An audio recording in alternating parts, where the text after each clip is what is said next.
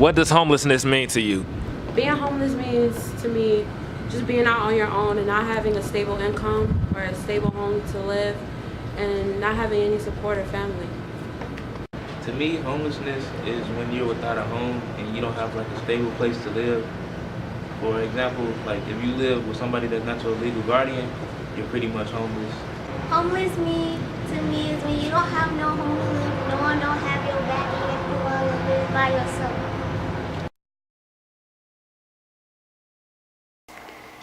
Okay, so can you tell us your name and the organization you work with and how long? My name is Erica Bailey, and I work with Neon Street Dorm. We are a branch of Heartland Alliance, and we serve youth between the ages of 18 to 21. What is your specific role in the organization? My role is outreach and aftercare senior case manager, which basically means that I see young people when they come in to apply for services. I conduct the assessment, and then after that develop a service plan based upon what their specified needs and goals are. And I also am an aftercare case manager, meaning that once they come into our program and they complete the 2-year program and they leave, I am the one who monitors their progress once they leave our program. What made you want to work with the Neon Street Dorms? I've worked in social services for about 20 years, and I've worked with both the youth and adult populations. I'm really excited about working with youth because I identify that there is a need, and so I want to try and do what I can to meet that need to end homelessness for youth. What type of youth do you work with? So like whether they're illegal or certain like specific things like that. Mm-hmm. Basically, I work with homeless youth, and that between the ages of 18 to 21, as I mentioned before, they might have some legal involvement. I've worked in programs before that they were legally mandated to be in our program. We don't see that population a great deal. Some of our participants come in on probation, or I did have one person who came in on parole. But for the most part, they're usually youth who have been turned away from family members or who have gotten into a domestic dispute with their families and who have been kicked out of their homes. What steps do you take to actually help the youth that you work with?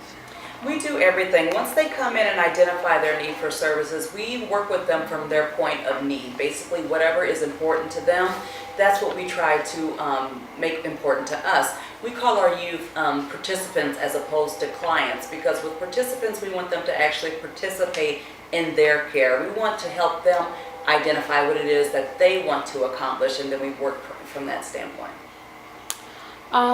We had looked into this organization, and I searched up the Heartland Alliance. Can you explain what exactly that is?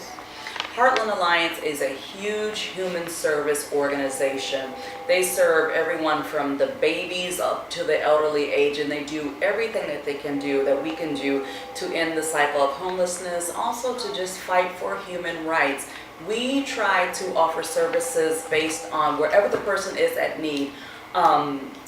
It could be any stage that they're in. We serve heterosexual, we serve homosexual, we serve transgender without judgment. Whoever they are, whatever they are, whoever they espouse to be, that is who we serve.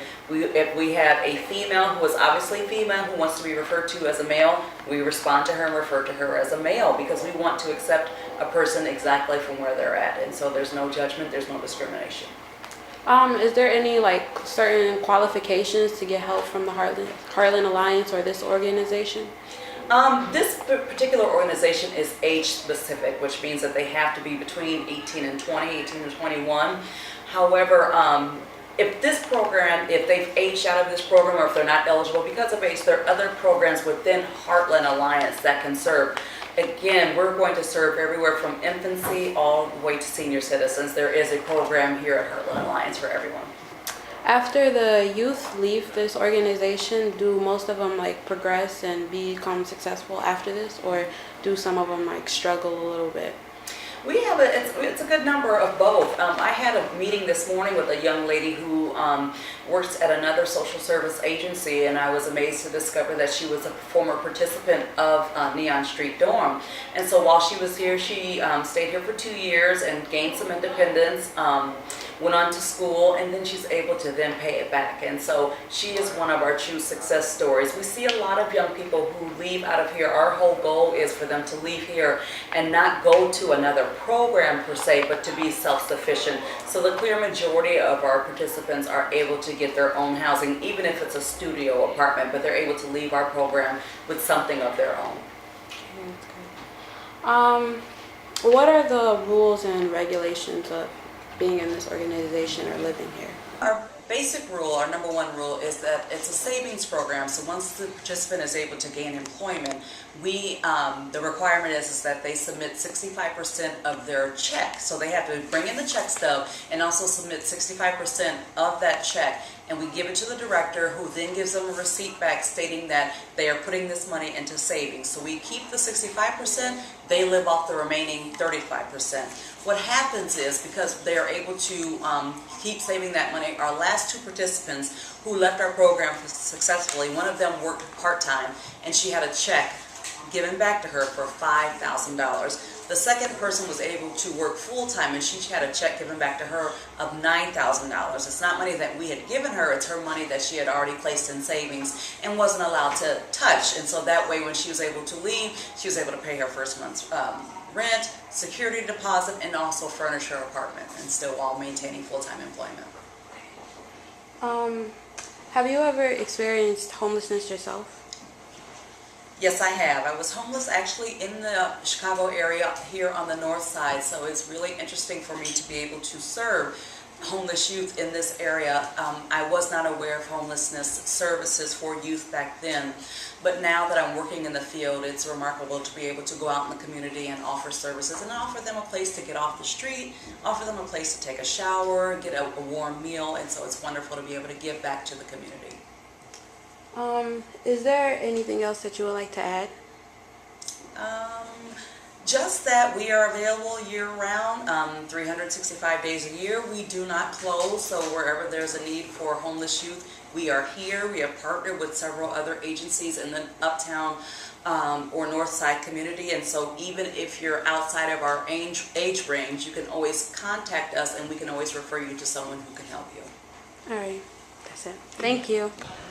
A July 2013 analysis by CCH shows 116,042 Chicagoans were homeless in the course of the 2012 through 13 school year.